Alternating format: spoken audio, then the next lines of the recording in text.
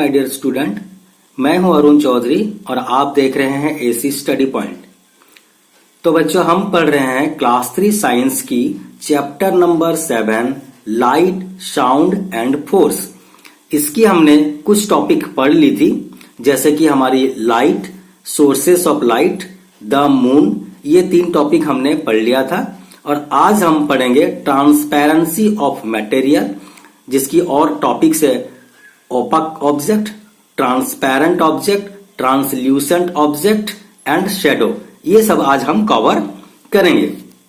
इसके पहले वाली क्लास में मैंने लाइट, सोर्सेस ऑफ लाइट और द मून, ये 3 टॉपिक कवर करा दिया था। अगर आप उस वीडियो को नहीं देखे हैं तो प्लेलिस्ट में जाके वो वीडियो आप देख सकते हैं, ताकि आपको अच्छे से समझ आ जाए। तो जिस तरह से मैं बता रहा था आपको, ये लाइट हमने पढ़ लिया है, ठीक है। उसके बाद हम देखिए ये सोर्सेस ऑफ लाइट भी मैंने पढ़ा दिया है। द मून, ये टॉपिक भी कवर हो गया है। और आज जो हम टॉपिक पढ़ने वाले हैं ये हमारा है ट्रांसपेरेंसी ऑफ मटेरियल, ठीक है। तो इसको आज हम पढ़ते हैं, स्टार्ट करते हैं। चलिए स्टार्ट करते हैं आज का टॉपिक ट्रांसपेरेंसी ऑफ मटेरियल का। सबसे पहले देखिए, besides being luminous and non luminous, objects can be put into other 3 categories. इससे पहले हमने ऑब्जेक्ट्स को 2 अलग अलग कैटेगरीज में डिवाइड किए थे, जैसे कि लुमिनस एंड नॉन लुमिनस। मैंने आपको बताया था लुमिनस मतलब लाइट गिविंग ऑब्जेक्ट्स जो होते हैं उनको लुमिनस बोलते हैं। जो ऑब्जेक्ट्स हमें लाइट देती है, जैसे कि सन हो गए, बल्ब हो गए, ठीक है, एलईडी बल्ब वगैरह, तो ये हमारी लुमिनस ऑब्जेक्ट्स में आते हैं। और नॉन लुमिनस ऑब्जेक्ट जैसे कि हमारे हो जाते हैं स्टोन हो गए, टेबल हो गए, स्केल, रबर, पेंसिल वगैरह वगैरह, ये सब हमारे नॉन लुमिनस ऑब्जेक्ट हैं। तो इस तरह से हमने 2 कैटेगरी में डिवाइड किए थे। उसके अलावा और भी ऑब्जेक्ट्स को हम और 3 कैटेगरीज में डिवाइड कर सकते हैं, जैसे कि सबसे पहला कैटेगरीज है ओपक ऑब्जेक्ट का। ओपक ऑब्जेक्ट्स होता क्या है बच्चों? The objects which do not let any light pass through them are called the opaque objects. तो ऐसी चीजें, ऐसी ऑब्जेक्ट्स जिसके आर पार लाइट पास नहीं हो सकती है, या हम कहें कि कोई ऐसी चीज जो लाइट को अपने से पास नहीं करने देते हैं, ऐसे ऑब्जेक्ट्स को हम ओपक ऑब्जेक्ट्स बोलते हैं। एक बार और समझिए बच्चों, जो ऑब्जेक्ट्स के थ्रू लाइट पास नहीं कर सकती है उसे हम ओपक ऑब्जेक्ट कहते हैं। Opaque objects block the light completely and make dark shadow. तो ओपक ऑब्जेक्ट्स क्या करते हैं, जब उनके ऊपर लाइट गिरती है तो लाइट को कंप्लीटली ब्लॉक कर देते हैं। ब्लॉक कर देते हैं मतलब कि रोक देते हैं, जिसके वजह से उसके बैक साइड में एक शेडो मतलब एक जो परछाई बन जाती है, ठीक है। शेडो का मतलब क्या है? परछाई। तो उसके पीछे परछाई बन जाती है। For example metals, wood, these are opaque material. मतलब कि मान लीजिए आप कोई मेटल रखे या कोई वुड रखे और उसके थ्रू से लाइट पास करने का कोशिश करेंगे, उसमें अगर लाइट डालेंगे तो उसके पीछे लाइट पास नहीं होगी। आपके बुक्स भी आप ले सकते हो, आपके बुक या कॉपी ले लीजिए और टॉर्च लाइट उसके ऊपर पास कीजिए, ठीक है। एक हाथ से आप बुक पकड़िए और एक हाथ में टॉर्च लाइट उसके थ्रू पास करने की कोशिश कीजिए, तो देखिएगा उसके बैक साइड में लाइट नहीं जाएगी और उसके पीछे तरफ एक ब्लैक कलर का डार्क शेडो बन जाएगा। क्यों? क्योंकि उसके आर पार लाइट नहीं जाती है। इसका मतलब ये हुआ कि जिस ऑब्जेक्ट के आर पार लाइट नहीं जा पाती है, उसके पीछे अगर हम लाइट को डालें, लाइट को पास करने की कोशिश करें, तो उसके पीछे एक शेडो बन जाती है। तो यह तो हो गया हमारी ओपक ऑब्जेक्ट्स की बात। और एक ऑब्जेक्ट है हमारी क्या? Transparent object. तो ट्रांसपेरेंट ऑब्जेक्ट क्या है देखते हैं। These objects let the light pass through them in a straight line so that we can see clearly through them.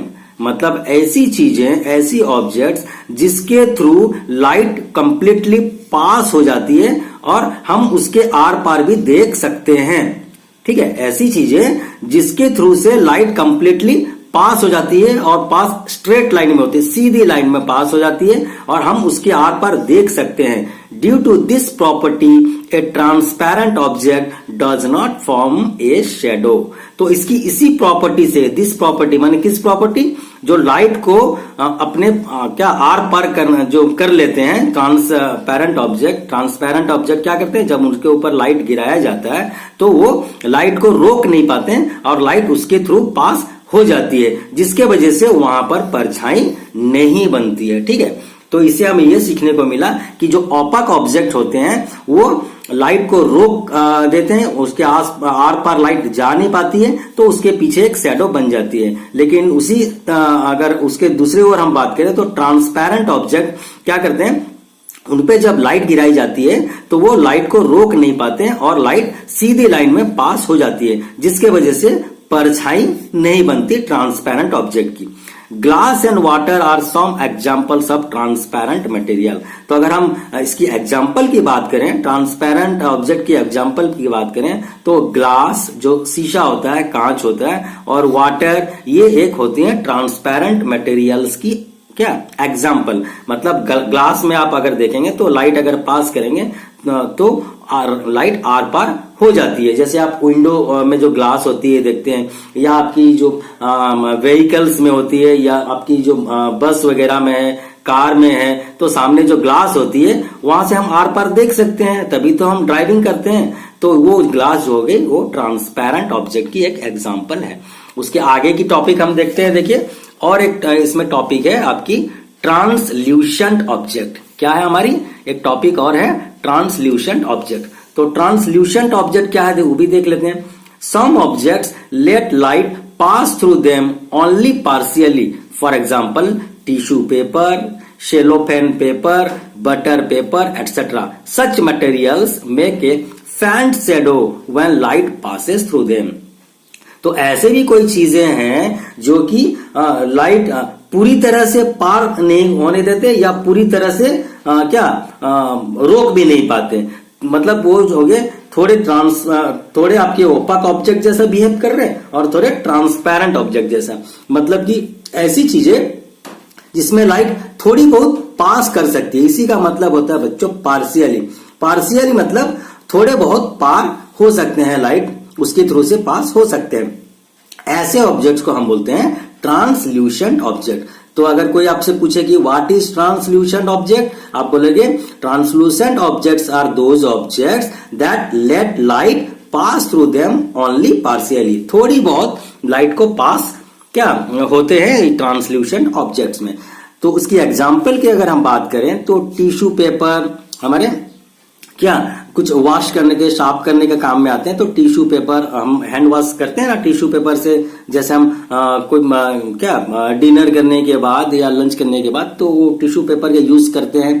अच्छा, ये सेलोफेन पेपर या फिर बटर पेपर, ये बटर पेपर वगैरह का इस्तेमाल किया जाता है। सेलोफेन पेपर का हम क्राफ्ट वगैरह में यूज करते हैं। बटर पेपर जैसे आपको केक वगैरह पैकिंग होती है तो वहां पर इसका इस्तेमाल किया जाता है। तो इस तरह की पेपर जो है ये सब एग्जांपल है, टिश्यू पेपर, सेलोफेन पेपर और बटर पेपर। ये ट्रांसल्यूशंट ऑब्जेक्ट के एग्जाम्पल है, मतलब इसकी थ्रू से लाइट थोड़ी बहुत पास हो सकती है। तो such material make a faint shadow. तो क्योंकि यहां से पूरी तरह से लाइट पास भी नहीं हो पाती और पूरी तरह से लाइट रुकती भी नहीं है, तो थोड़े बहुत पास होने की वजह से यहां पर शैडो तो बनती है, लेकिन एक फैंट शैडो मतलब एक धुमेल शैडो, एक झापसा जो जिसे हम बोलते हैं, क्लियर शैडो नहीं बनती है, एक धुंधला शैडो बनती है जब उसके थ्रू से लाइट पास होती है। तो ये शेडो की जो बात हम बार बार कर रहे हैं कि शेडो, तो ये शेडो है क्या, ये भी थोड़ा डिटेल्स में हम देख लेते हैं। शेडो क्या है? तो you must have notice a dark image of yourself when you walk in the sun. आप जब भी धूप में चलते हो, जब शनी वेदर होती है, धूप में जब चलते हो तो देखते हो कि एक नोटिस करते हो कि डार्क इमेज आपके बैक साइड में है। ठीक है, आपकी बैक साइड में एक डार्क इमेज दिखाई देती है। So this dark shape of an object made on a surface is called its shadow.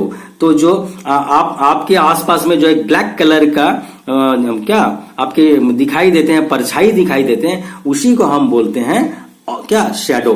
ठीक है। So the dark shape of an object made on a surface is called shadow. तो ये shadow आपकी wall में बन सकती है, आपकी फ्लोर में बन सकती है, ठीक है, कहीं पर भी बन सकती है। जहां पर आप जैसे आप वॉक कर रहे हैं तो आपके रोड में आपकी शेडो बनेगी। आप एक तरफ से अगर लाइट आ रही है और आपके बॉडी यहां पर ओपक ऑब्जेक्ट के जैसा काम करेगी, आपके बॉडी के ऊपर जब लाइट गिरेगी तो वो पास नहीं हो पाएगी, तो आपके बैक साइड में एक शेडो बन जाएगी, ठीक है।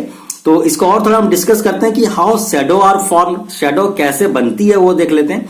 When an opaque object block the path of the light a shadow is form. तो शेडो कैसे बनती है, कोई भी ओपक ऑब्जेक्ट के थ्रू अगर लाइट गिरती है उसके ऊपर तो लाइट पास हो नहीं पाती है, जिसके वजह से उसके बैक साइड में एक शेडो बन जाती है। तो कुल मिला के शेडो कैसे बनती है, अगर आपको कोई सवाल करे तो आप क्या बोलेंगे कि किसी भी ऑब्जेक्ट्स में जब लाइट गिरती है और वो लाइट जो ऑब्जेक्ट है वो ओपक ऑब्जेक्ट होती है तो लाइट उसमें से पास नहीं हो पाती, जिसके वजह से उसके पीछे तरफ में उसके बैक साइड में एक ब्लैक कलर का पैचेस दिखाई देता है, जिसे हम शेडो कहते हैं। तो शेडो इस तरह से फॉर्म होती है। It is form on the opposite side of object. देखिए, तो it is form on the opposite side of object, मतलब कि लाइट अगर आपके सामने से आ रही है तो आपकी बैक साइड में आपकी शेडो बनेगी। अगर आपकी बैक साइड से आ रही है लाइट तो आपकी फ्रंट में आपकी ऑब्जेक्ट बनेगी, मतलब जिस लाइट जिस ओर से आ रही है उसकी ऑपोजिट साइड में आपकी शेडो बनती है। तो ये चीजें हमने सीख ली। अब थोड़ा हम देखते हैं कि सन और शेडो का क्या रिलेशन है। सन और शेडो का क्या रिलेशन है ये थोड़ा हम देखते हैं। Have you ever wonder why the shadows of the stationary objects like building and poles keep changing during the day. आपको आश्चर्य होता होगा या आप कभी मार्क किए हैं कि नहीं, देखिए कि आपकी जो स्टेशनरी ऑब्जेक्ट है, स्टेशनरी ऑब्जेक्ट्स का मतलब क्या है बच्चों, जो चीजें मूव नहीं कर पाते, जो चीजें एक जगह से दूसरी जगह जा नहीं पाते, ऐसे ऑब्जेक्ट्स को हम स्टेशनरी ऑब्जेक्ट्स बोलते हैं। जैसे कि आपकी हो गई बिल्डिंग्स, कोई खंबा पोल हो गया, तो ये क्या होते हैं, इनकी जो शेडो की जो साइज है, ठीक है, ये चेंज होते रहते हैं, keep changing during the day. इनकी जो शेडो होती है ये शेडो चेंज होते रहते हैं, इनके पोजीशन चेंज होते रहते हैं, ठीक है। It is due to the changing position of the sun in the sky. तो ये होती क्यों है, बिल्डिंग तो अपने जगह पे फिक्स है, लेकिन सन की जो पोजीशन चेंज हो रही है, जिसके वजह से आपकी जो स्टेशनरी बॉडी है, जैसे कि बिल्डिंग और पोल्स है, ये सब की जो शेडो है वो चेंज होते रहती है, ठीक है। It casts a long shadow of the object on the earth in the morning, whereas it casts short shadows around noon and again long shadow in the evening. तो ये जो शेप और इनकी जो साइज होती है शेडो की change होती रहती है। कैसे चेंज होती है, जब सुबह की वक्त होता है, सुबह की वक्त ये जो बिल्डिंग्स या पोल की लंबी लंबी परछाई दिखाई पड़ती है, माने लंबे शेडो दिखाई देती है, ठीक है। लेकिन नून मतलब कि जब दोपहर का वक्त होता है तो शेडो की साइज थोड़ी छोटी हो जाती है, शॉर्ट शेडो हो जाती है, क्योंकि उस वक्त सन हमारे सर के ऊपर होता है और ज्यादा डिस्टेंस नहीं होता है सन का, जिसके वजह से ये शेडो शॉर्ट हो जाती है। अगेन फिर से दोबारा long shadow in the evening, फिर शाम के वक्त हमारा जो स्लैंटिंग रे होती है, तिरछा रे जो सन का गिरती है, जिसके वजह से फिर से दोबारा से लंबी लंबी परछाई जो स्टेशनरी ऑब्जेक्ट की हमें देखने को मिलती है, ठीक है। तो मतलब इससे हम ये समझ पाते हैं कि जो शेडो होती है, शेडो डिपेंड करती है सन की मूवमेंट के वजह से। उनकी जो स्टेशनरी ऑब्जेक्ट की जो साइज होती है, शेडो की जो साइज होती है, वो डिपेंड करती है सन की पोजीशन के ऊपर में। मतलब कि सुबह के वक्त या शाम के वक्त देखेंगे तो उसी बिल्डिंग की शेडो बहुत लंबी दिखाई देगी, या खंबे जो पोल है उसकी शेडो लंबी दिखाई देगी, और नून के वक्त मतलब दोपहर के वक्त उसी खंबे की या उसी पोल की शेडो हमें थोड़े शॉर्ट दिखाई देते हैं। तो होता क्यों है ये सन की पोजीशन के वजह से होता है, क्योंकि सन अपनी पोजीशन चेंज करते रहते हैं। तो देखिए बच्चों, यहां पर एक चीज आपके जानने के लिए दिया हुआ है, when an object move closer to the light source the shadow gets bigger. जब भी हमें ऑब्जेक्ट की जितनी करीब लाइट सोर्स को लेके जाएंगे, किसी भी ऑब्जेक्ट के, ओपाक ऑब्जेक्ट की बात कर रहे हैं यहाँ पर, लाइट सोर्स को जितनी उसकी करीब लेके जाएंगे उसकी जो शेडो होगी वो बड़ा हो जाएगा, बिगर हो जाएगा, ठीक है। और आपके लिए एक सवाल है यहाँ पर, देख लीजिए।